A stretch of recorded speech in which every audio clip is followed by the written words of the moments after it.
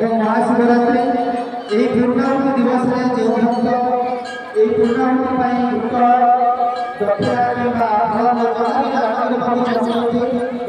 दक्षिणा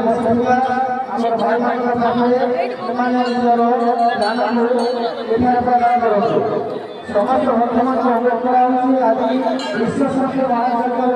तृतीय दिवस पूर्णाहुति दिवस एवं आज महाशिवरात्रि यही शिवरात्रि उद्देश्य अनुष्ठान निजर साहाय्य प्रदान करते